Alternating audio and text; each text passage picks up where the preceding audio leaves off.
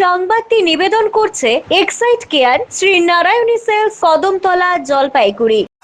চিতাবাঘের উপদ্রবে আতঙ্কিত কলাবাড়ি চা বাগান এলাকা। পরিস্থিতি খতিয়ে দেখতে সরেজমিনে পরিদর্শনে এলেন বন দফতরের বন্যপ্রাণ শাখার দুই শীর্ষকর্তা। গরুমারা ডিভিশনের ডিএফও দ্বিজপ্রতিম সেন এবং জলপাইগুড়ি ডিভিশনের ডিএফও বিকাশ ভি আজ কলাবাড়ি চা বাগান পৌঁছে চিতাবাঘের চলাচল এবং সাম্প্রতিক ঘটনাগুলি খতিয়ে দেখেন। বনকর্তারা বিশেষভাবে পরিদর্শন করেন সেই বাঁধলাইন এলাকা, যেখান থেকে গত বুধবার সন্ধ্যায় বাড়ির উঠোন থেকে 5 বছরের এক শিশুকে তুলে নিয়ে যাচ্ছিল একটি চিতাবাঘ। স্থানীয়দের প্রতিরোধে শিশুটিকে ছেড়ে পালিয়ে যায় সেই চিতাবাঘটি। বর্তমানে গুরুতর জখম অবস্থায় শিশুটি চিকিৎসাধীন। ঘটনাস্থলে দাঁড়িয়ে স্থানীয় বাসিন্দাদের সঙ্গে কথাও বলেন বনকর্তারা এবং গোটা পরিস্থিতি সম্পর্কে বিস্তারিত তথ্য নেন। চিতাবাঘের উপস্থিতি নিশ্চিত করতে এলাকায় ড্রোন উড়িয়েও তল্লাশি চালানো হয় এদিন। বন দফতরের তরফে জানানো হয়েছে, শ্রমিক মহল্লাগুলির নিরাপত্তা জোরদার করতে চা বাগান কর্তৃপক্ষকে বাঁশের বেড়া তৈরির প্রস্তাব দেওয়া হবে। বন্যপ্রাণ শাখার বিন্নাগুড়ি রেঞ্জের রেঞ্জার হিমাদ্রি দেবনাথ জানিয়েছেন,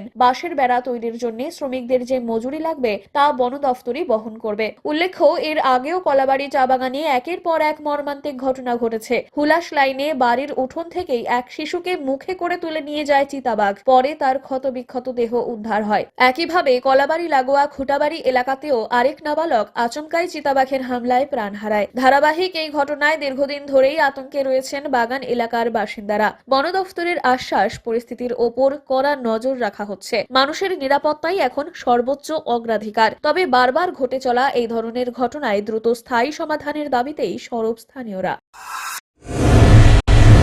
excite care Shri Narayani sales নিয়ে এলো শহরবাসীর জন্য দারুণ সুখবর। এখানে পুরনো ব্যাটারি এক্সচেঞ্জ ও নতুন ব্যাটারি ক্রয়ের উপর ইএমআই এর সুবিধা রয়েছে। ইনস্টলেশন সম্পূর্ণ ফ্রি। এখানে অভিজ্ঞ টেকনিশিয়ান দ্বারা হুইল ব্যালেন্সিং করা হয়। তাই আজই আসুন এক্সাইট কেয়ার শ্রী নারায়ণী সেলসে।